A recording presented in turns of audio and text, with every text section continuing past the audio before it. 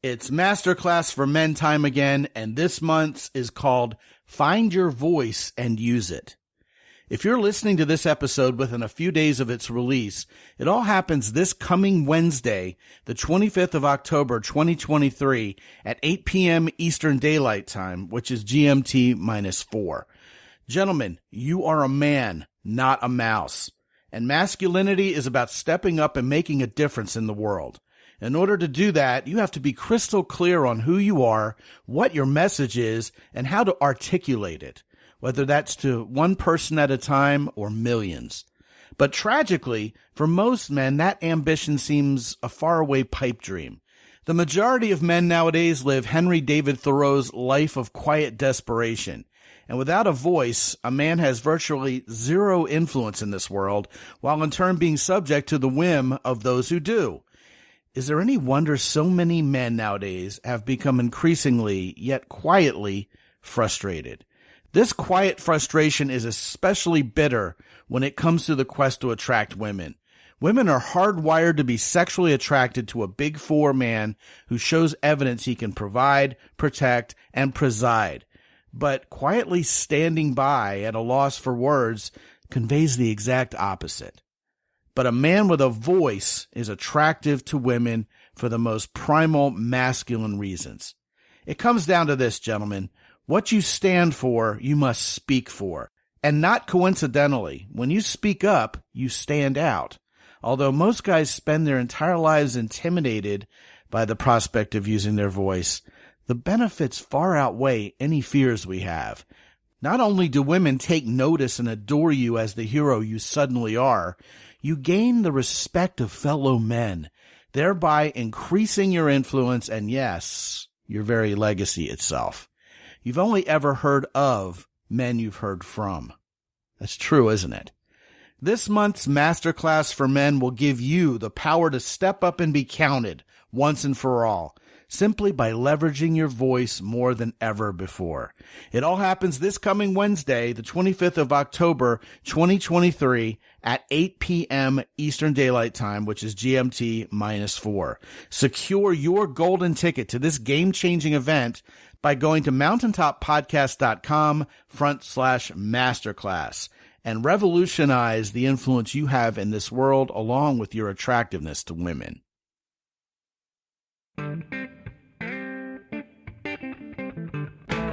Live from the mist-enshrouded mountaintop fortress that is X and Y Communications headquarters, you're listening to the world-famous Mountaintop Podcast. And now, here's your host, Scott McKay. Greetings, gentlemen. Welcome to yet another episode of the world-famous Mountaintop Podcast. As always, I am your host, Scott McKay, at Scott McKay on pretty much every major platform out there, including X and YouTube. You can find me at Real Scott McKay on both Instagram and Threads nowadays. If you have not yet joined the Facebook group, gentlemen, you need to drop everything, get over there where we're having a fantastic conversation about women being a better man, and you'll join a lot of already great men over there when you join that Facebook group at Mountaintop Summit. The website, as always, is mountaintoppodcast.com. Hey, gentlemen, I got a brand new guest for you today. Well, he's been around for a while, but he's new to the show. And he is from Girls Chase, which is a fitting brand for him because his name is Chase Amante. And today's topic is one that we've never covered before, but we should have gotten to a long time ago because we're about to have way too much fun discussing it. And my guest is none other than Chase Amante himself. Chase, how you doing, man? I'm doing great, Scott. Thanks for having me. Yeah, let me tell you what. When you came to me with this topic, it was one that had kind of already been simmering on the back burner here for a while, looking for the right guest. And along you come, interesting man such that you are. And rumor has it you're about to hit this with a big, heavy hammer, aren't you? Yeah, we got a lot of stuff to go over today. I got a lot of hopefully very interesting things about being interesting that I can give your listeners to apply. Yeah, no pressure or anything. Of course not. You know, to kind of kick off this conversation, actually, I was talking about this very topic with someone else just a couple days ago. And a lot of the guys listening probably remember the old Dos Equis commercials for the most interesting man in the world. The actor who portrayed the most interesting man in the world in those commercials is actually named Jonathan Goldsmith. He's a Hollywood actor, probably retired now. In fact, he had retired from those commercials. And you remember what happened after he retired from those commercials. Dos Equis attempted to replace him with a younger guy who looked similar to him. And they failed. The commercials flopped. They just weren't as interesting without Jonathan Goldsmith himself, huh? I guess they didn't find as interesting an actor. Yes. But I'll tell you what, those commercials were in the zeitgeist of American lore for a long time because the most interesting man in the world was always up to something that had very little explanation. There were very little details given as to what was going on in the commercials as they jump cut from one preposterous event to the other. And he was very short on words and very long on adventure. And most of all, he always had beautiful women, times 2 or 3 or more around him, right? Yeah. Yeah. So, I mean, that's a good way to be interesting right there. But I don't want to steal all your thunder. Yeah. It's interesting that you come up with those angles because we're going to cover a few of those as we talk about being interesting today. So I guess, the one thing to sort of set the stage for what we'll talk about is as far as being interesting, for a lot of guys, I see a lot of guys having this issue where obviously it really sucks to be boring and nobody wants to be boring. Every guy is trying to be as interesting as possible. And you will see, and I'm sure you cover other topics besides dating. So I'm going to be focused mostly on the dating aspect, but the stuff that we'll be talking about here applies to everything. But you see a lot of guys with women that are trying to be very impressive and they're talking a lot about themselves. And a lot of times they do have, everybody's got interesting things going on, but the way that it comes across, the guy can see that the girl's not getting engaged. She's feeling kind of bored. She's tuning out of the conversation. And you can start to feel like maybe I am not interesting. Maybe what am I doing wrong here? Why is this happening? Or you go on dates. There's this lack of chemistry. You can't get girls to sync up with you. It can be very frustrating. So the first thing that I want to talk about is sort of a minor thing, but this is something that's just going to help you across the board is, like that guy in the Dos Equis commercials. You want to have your grooming, your posture, all these sorts of things as in place as you can get them. Because while that won't make you terribly interesting in and of itself, there's this sort of halo effect that happens where if you look good and you come across an attractive way, then it makes you more interesting, at least at first. And of course, there can be really good looking guys who are very boring, and it's not a slam dunk, but it's a small little edge that you can give yourself just before you step out of the house or show up anywhere is get your grooming on point when you're sitting or standing somewhere. Keep your back straighter, shoulders back, chin up. Look like you're a confident guy, come across in a confident way. And there's even some research finding that there is a feedback loop that happens in the body where when you have your back straighter or when there's a smile on your face, it improves your confidence and it comes across more in the way that you deliver yourself. Yeah, it's curious that you would say that because one of the most boring men I have ever met in my entire life was also about 6'3" and genetically gifted with fantastic looks and great hair. Matter of fact, I can think of at least not 2, but 3 guys exactly like that. The first one I'm thinking of was dateless. I mean, he was like 22 years old and single, dateless. I mean, women didn't even really, they weren't even in his orbit, okay? The second guy, his wife wasn't really thrilled with him after all. They ended up getting divorced. And I really don't know the relationship status of the third gentleman, or I can't recall it right now because it's been so long. But I know he certainly wasn't really popular with women. That much is for sure. So you've got something there that I think is very important for these guys to know. Even though you may have all the classic earmarks of what guys tend to cynically think is going to be what women want. I mean, I know a lot of rich, boring guys who are equally dateless, by the way. They just are waving money to spend on women, and women are like, ick, I don't think so. And it's not that they're creepy as much as they're not interesting. They're just incredibly boring. And Chase, girls just want to have fun, Yeah. And a lot of times guys that do have some advantage, like they're very good looking or they're rich or what have you, they will tend to coast on that. They can get just enough attention from women, and women will seem like they're kind of interested at first, and the guy will actually start his conversations feeling like he's very interesting. because the girl hooks in, and then at some point the guy loses the girl and he doesn't understand why. And some guys will try and figure that out, and many guys don't. Not every guy has a skill builder type of mentality to this stuff. So what we're going to talk about today are some of the ways to figure that sort of thing out. Another thing you just mentioned that I had a feeling you were going to bring up is the guy who just talks about himself trying to impress a woman. Hey, I got this boat. I got this Harvard degree. I got this Lamborghini, right? And how in the world can the woman find that just so incredibly uninteresting? Well, in my opinion, and you're welcome to say whatever you want in response to this. I know you came prepared with a whole bevy of notes and things you just really want to tell these guys. But it just seems to me that it's not the stuff and the experiences per se. It's not necessarily the Lamborghini and the degree and the boat that are so interesting in and of themselves to the woman. After all, she could rent one of those things without you if she wanted to do it, and probably would have knocked that off her bucket list already had she. It's the application of those things or those features of your life to your life, and especially how it applies to her, and making life more interesting for her. It's not just the stuff in and of itself. It's not the acquisition of things. You know what I mean? Yeah, I know exactly what you mean. So, just when you were talking right now, one of the things you kept saying again and again was her, how it applies to her, and she can go out and do this, and her.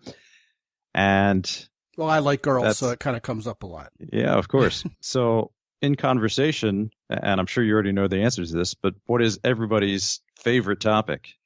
Thus saith none other than Dale Carnegie himself, themselves. They love the sound of their own name. Exactly. Yep. So people start talking, and everybody wants to talk about himself. When you're talking to a girl, a lot of times, if you're an untrained guy, you'll be trying to talk about yourself. You want to be impressive. You want to tell her all these cool things about you so that she knows something about you, trying to make her feel a bond. Meanwhile, if she's not hearing about herself, she doesn't feel like it's that great of a conversation. Guys make this huge mistake where they're talking about themselves so much so that I have 7 deadly sins of bad conversation, and this is number 1 on the list. It's talking about yourself too much and not talking about her, not talking about the girl. The focus of the conversation should be on her. So one of the things that I see and hear a lot from guys is we'll get guys all the time that have a conversation with a girl, and they meet this girl, and they come back and they say, wow, it was this amazing connection. I feel so connected to her. I'm really excited to see her again. And they start texting her, and then she ghosts them. They're like, I don't know. I don't understand what happened. What happened there? This is going great. Incredible connection. Yeah. Right. Yeah, exactly. And the thing you ask them is, okay, did you talk about yourself a lot? And the guy will say, yeah, I told her all these great things. Did you talk about her a lot? And he'll mention a few small things that he learned from her. I'm like, well, that's why you felt the great connection. You're talking about yourself. You connected to yourself. Congratulations. Yeah. Now go wank off or something by yourself without a girl. Yeah, you can feel a great connection with yourself. Exactly. There's a 1994 UC Santa Barbara study that found that people like others as a result of disclosing to them. So the more you talk about yourself to somebody else, the more you like that other person. And then there's a 2016 St. Francis College study that found that women are more likely to report a connection with somebody else if they talk about themselves. If they talk to the other person about themselves. Yeah, if they talk about themselves, not about the person that you're talking to, but about themselves. I had this amazing eye-opening date when I was pretty young, and I was having the typical guy problem where I would talk to girls and I'd lose their interest at some point. And I couldn't figure it out because I had all these interesting things going on. I was like, why can't I be interesting to girls? I've got so many interesting things happening in my life. And so I had this hot date planned with this girl who was a fashion model. And I was like, I really don't want to blow it with this girl. I don't know what to say or do. And I had this theory that maybe since I didn't even know what I could connect to this girl on, I was like, she's not going to be interested in any of this interesting stuff that I have. So let me just go and talk to her about herself the entire time and minimize how much I'm talking about myself. So again, like that Dos Equis guy, instead of putting all these things on display, I'm just going to be mysterious. I'll let her fill in the blanks on her own.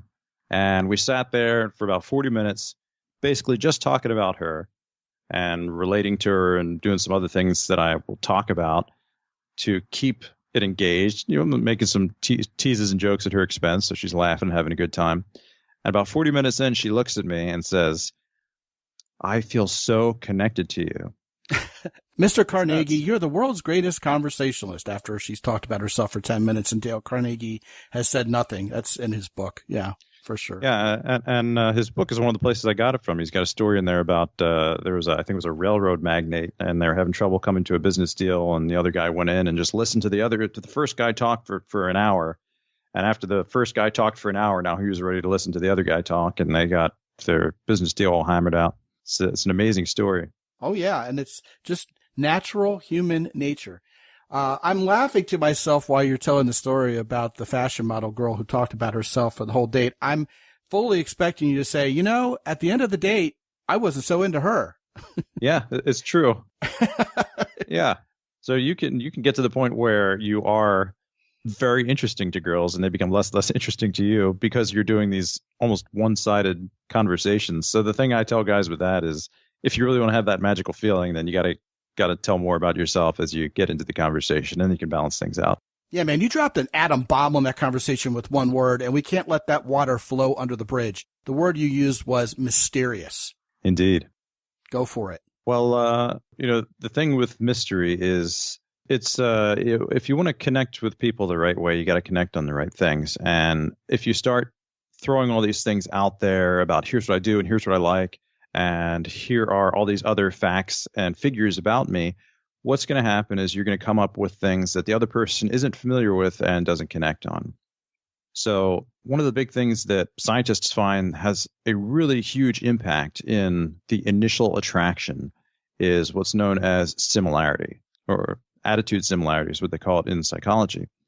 And you'll see a lot of guys get this. They kind of understand the concept, like we have to find something in common. We got to connect over certain things. And they try to do it over these very shallow things, like we have the same taste in music, or we have the same taste in movies, or we like the same actors or sports or whatever it is. And guys will kind of fish around looking for these shallow topics to connect with women over. And sometimes you get a hit and you might find something in common, but a lot of times you will fail to get a hit, and then you're just sort of adrift. But what actually matters is not these shallow things, but the attitudes that you can connect on. That's what really forms the real bond. And you don't need to get too deep into any of the things that you like to do that. And the easiest way to do it is to get her talking about what her attitudes are towards life, and then connect with her over those. Because the fascinating thing that they find, so there was a Texas A&M study in 2013 that found that it's not actually how similar you actually are to someone that influences attraction. It's how similar that other person perceives you as being, which makes sense, right? Because we can't detect how similar somebody else is. We can't read minds. We can only detect how similar they appear to be during that initial courtship. So when you're talking to a girl, it's very important to figure out how she feels about things. And it's not, what the thing is at the superficial level, but how she feels about it, what her attitudes are, and then reflect where you have similar attitudes. If we're talking about movies, for instance, it's not about, she likes rom-coms and you like horror movies, but that you both admire the same kind of character in that movie because you admire the kinds of things that character embodies. There's this deep stuff where we're looking at, what really matters deep down. And that's what you really connect with her over. Yeah, several things there. First of all, as you were talking about these guys searching in the dark for common interests, etc. What I always tell guys, Chase, and I tell women this too when I coach them, they don't matter until you're attracted to each other. I mean, if I say, hey, I know this great girl, you're going to love her. She went to the same college you did. She has the same favorite band you do. She likes the same food you do. And then he meets her or she meets him and they're completely unattracted to each other. None of that's going to matter. However, if they meet and the sparks fly, it's going to be this miraculous gift from God himself that they connected so deeply over loving Cajun food and old Led Zeppelin albums, right? I mean, it's just so funny how it's the psychology of attraction that is the horse and all of these common interests are the cart pulled behind it. And I think people really just don't understand that. And then you're talking about the way men truly find connection. And I think you talked about it brilliantly, by the way, you hit the nail on the head, is that you're looking for a common belief system. You're looking for common emotional states. It's almost like playing improv games with women. It's yes and, not no, but. And I think a lot of times men in particular find themselves feeling like they got to get into some kind of power position where they disagree with everything the woman says, or they don't want to look too approving, et cetera, et cetera. I mean, have you ever met someone, Chase, who no matter what you say, you're wrong and they believe something different? They got to contend with you constantly. I mean, sometimes women can be like that. They're not interesting, sure. are they? No, they're not. It's really annoying. And it violates the first rule of improv, right? Never say no. Yeah. Yes. And is the first rule of improv. Yes. So whatever she says about what she's into, what she finds exciting, you say yes and you build upon that conversation. She'll go exactly. And the next thing you know, you're building rapport and you're a valid replacement for Jonathan Goldsmith as the most interesting man in the world. Definitely. Continue. This is great. So go ahead. What else on that subject? Sure. So here's an example of a motivational example of something to connect with her at the level of her attitudes. And these are her ambitions. I like this one a lot. It's kind of easy to get into. I'll talk about how in just a moment, but just examples of ambitions that she could have that you can connect with her over are get fit, see the world, to get rich, to live minimally, etc. Anything that for whatever reason is important to her. If you can either you share the same motivation or you can connect it to a motivation that you have, you can get her feeling super similar to you. You know, the two of you are just on the same journey together. I bet none of the items on your list as far as attractive, interesting attitudes are negativity and or complaining or victimhood. Yeah. You know, I wonder about that. There are plenty of negative people in the world and they seem to end up together. So maybe they're connecting over that. I don't know. Well, I think both of them are boring as hell. I don't find them interesting together at all. I agree. I mean, hey, if that's what floats your boat, right? You know, you mentioned trying to find attitudes towards, say, seeing the world or different kinds of ambitions. Let's say you are a guy and you have considerable accomplishments indeed. You really have done some interesting things, but just blurting them out isn't going to be interesting psychologically, right? We've already established that. Well, how does a guy go about letting this woman know, damn it, that he's interesting without blurting it all out? How do we inform her that we're in on all this? Or should we just stop worrying about it in general? That's not a loaded question. I genuinely want to hear what you have to say. Yeah, well, that is the question. And you know, I struggled with that myself when I was new to all this. And it's the same thing where you've got all these interesting things going on and you want to convey them, but then you try and convey them and a lot of times it doesn't hit. You know, when I first started traveling, I picked up this really cool black silk jacket that I picked up at this silk shop in Shanghai. And I got back to the States and I would go out to bars and nightclubs and everything. And I'd be wearing this really cool looking Chinese silk jacket. And girls would say, that jacket is so cool. Where did you get it? And I would say, I got it in Shanghai. And I would expect them to get really intrigued. And some of them would, but a lot of the times I would just get these kind of blank stares and the girl would go, oh. And I'd be thinking in my head, like, why isn't she interested? It's really interesting. She should be asking me about this. And then I could talk about it some more. And I finally figured out, you know, all these kinds of things that guys do and I was doing back then to try to present these interesting sides of themselves. They're really just giving the facts. And, you know, we hear again and again in dating parlance, even in the mainstream, that women care more about feelings than facts. But guys, we're kind of in this fact mode. And we're kind of doing it right now. We're talking about here are the facts on how to be interesting because that's how guys communicate, right? We're in the office all day or we're at school all day if we're younger. And we're dealing with facts. Then we talk to other guys and we're talking about facts. And, you know, we can have really interesting conversations about governance or geopolitics or, you know, the history of whatever. Here's the history of Palmyra. And that stuff's really interesting to guys. But women are interested in the feelings. They want that experience, like you were saying earlier. You know, I'm going to perhaps throw a wrench in your machine here. You know what? I don't think men care either. I don't think men care about facts about other men and are as impressed either. At least not just carte blanche. I think everybody's bored by the facts. Like, I'm this, I'm that, I've done this, I've done that. Chase, you and I know you. You know me. In terms of just raw experience and things we're into and the wealth of things we've done, we may be the most interesting guy the other person has ever met. There's a good chance of that. You know what the two magic words are? Nobody cares.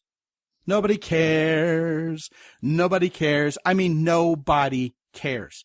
In my really life, true. I've got so many interesting things. I've got so much interesting stuff. I have so many interesting experiences, and nobody cares. Even my own family members, my own kids don't even care. So anytime we start unloading all that in front of everybody else in a conversation, even if we kind of sort of peacocked a little bit to kind of chum the water so people would ask about it, it doesn't surprise me a whit that some woman would say, hey, where do you get that jacket? You go, oh, Shanghai. She goes, oh, okay. And then leaves. Because it didn't do something that needed to be done in order to be interesting. And here's that something. It had to apply to her. Now, if on the other hand, a woman is thinking, you know what, I think I'd like to go to Shanghai, China. You know, see the Bund, eat all the food, have all the fun, take in all the culture. And she asks someone, hey, does anybody know anybody who's ever been to Shanghai? Because I'm thinking of going. And someone goes, hey, you know who you need to talk to? You need to talk to Chase Amante because he's been all over China and Shanghai. And she'll go, really? That's so interesting. And she'll come talk to you and go, hey, Chase, I heard you've been to Shanghai. Now all of a sudden you can unload everything you've got about Shanghai like a freaking bazooka at her, and she'll be all smiles and grins and, oh, that is so amazing. Why? Because it's something she's interested in first. Now all of a sudden you're the most interesting guy out there. So here's the spin I'm going to put on what you just said, right? If you have all of these interesting skills and experiences, and you know, we talked about mystery. So this will go in tandem with that. Hide all of them. Bite your tongue until it bleeds, until they matter. A wellspring of information that you collect by the time you're my age.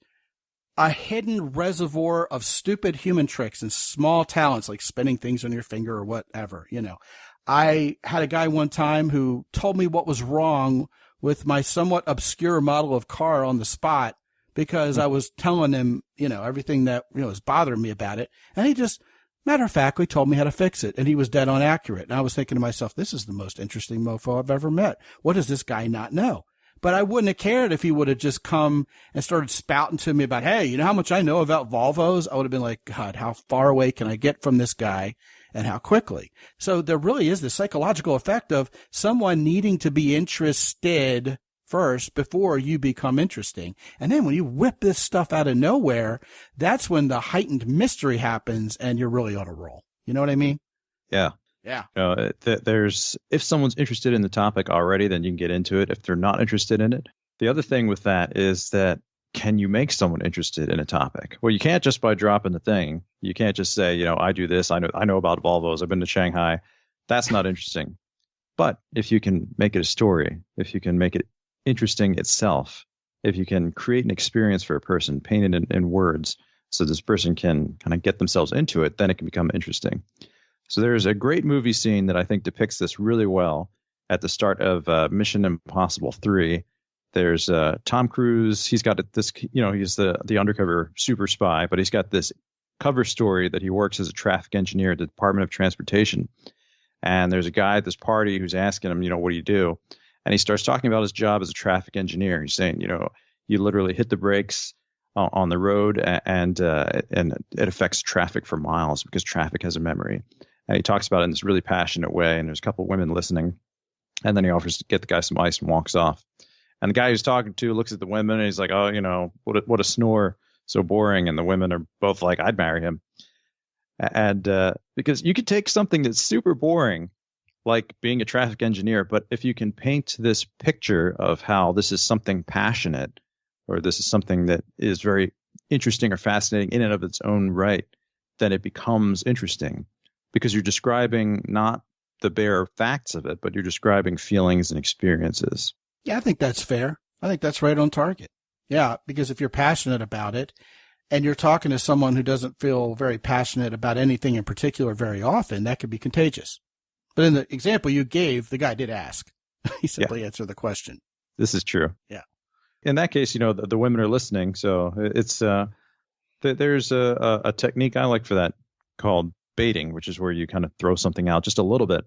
And in keeping with the principle of mystery, you know, if you just dive into things right away, then it's not so interesting. But if you can get the other person to ask you about it, this person has invited you to share. So you share a little bit, but then you still leave a little bit of a mystery.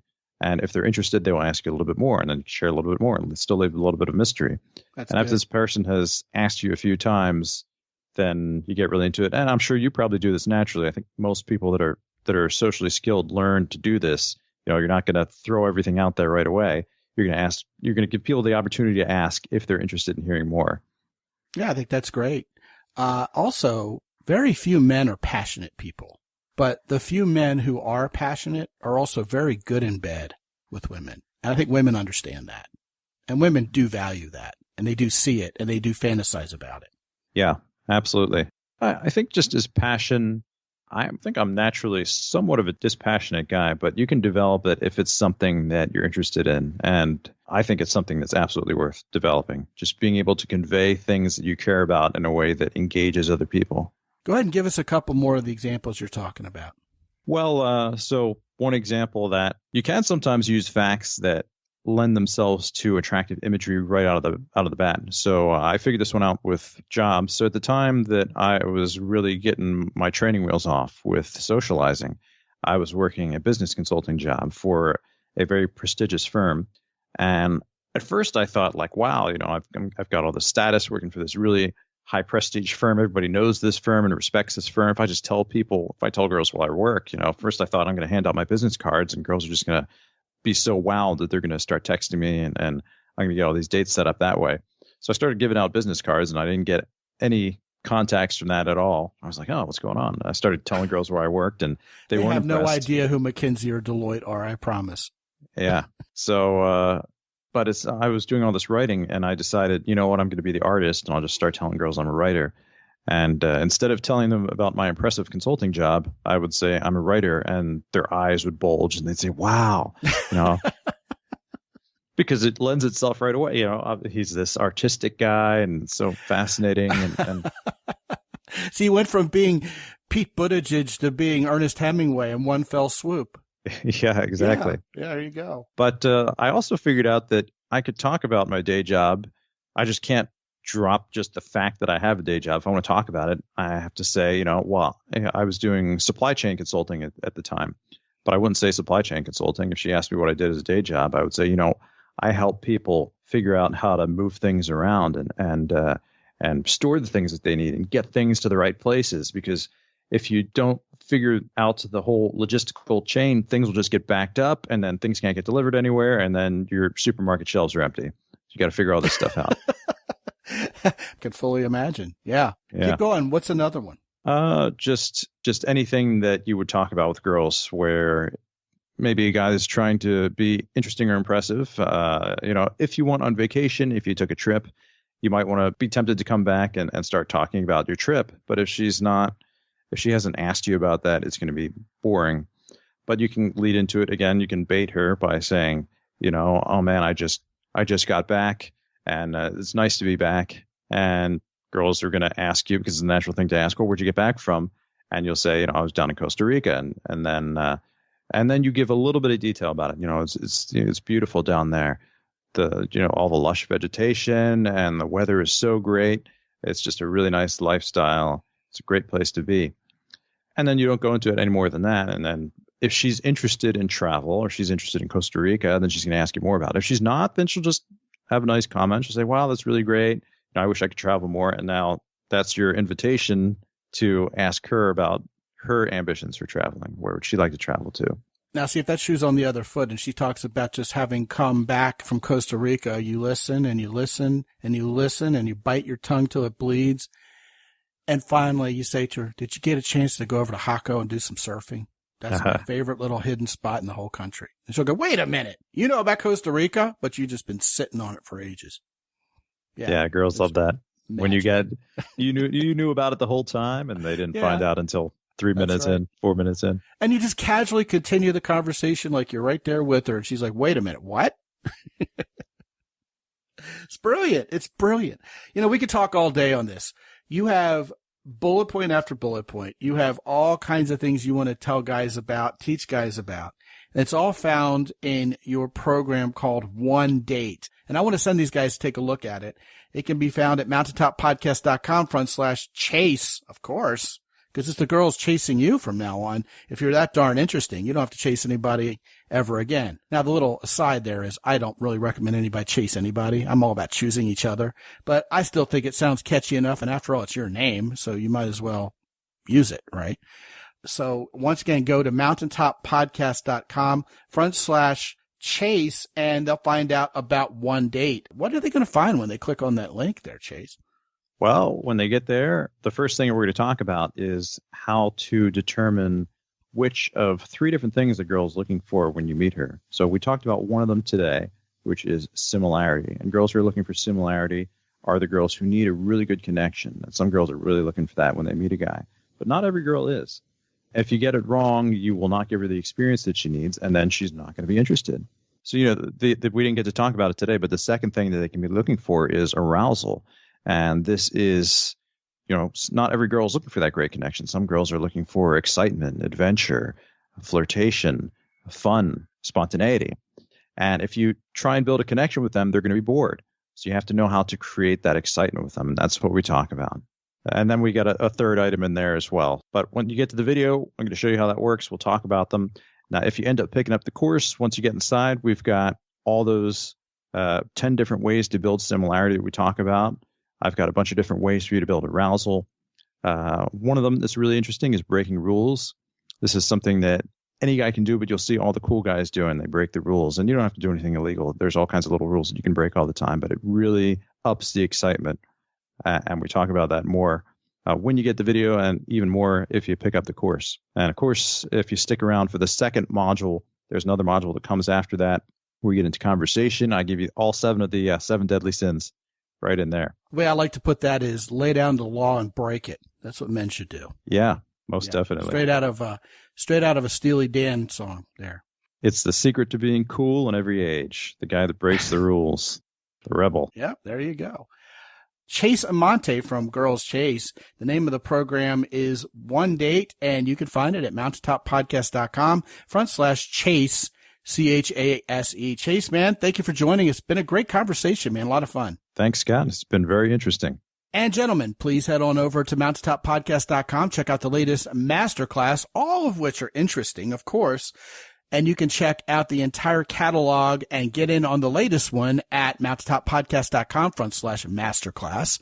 Please check out our sponsors when you go to mountaintoppodcast.com, which include Jocko Willink's company Origin in Maine, which is pretty interesting. Right. But I wait till people ask me at parties about that before I blurt it out.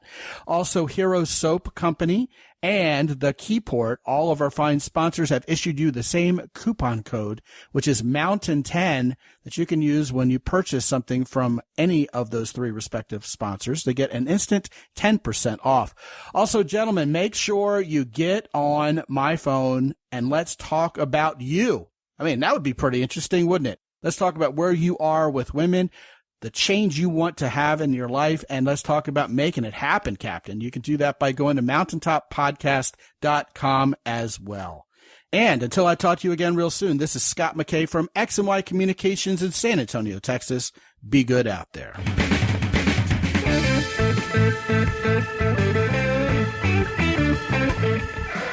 The Mountaintop Podcast is produced by X&Y Communications. All rights reserved worldwide. Be sure to visit www.mountaintoppodcast.com for show notes. And while you're there, sign up for the free X&Y Communications newsletter for men. This is Ed Roy Odom speaking for the Mountaintop Podcast.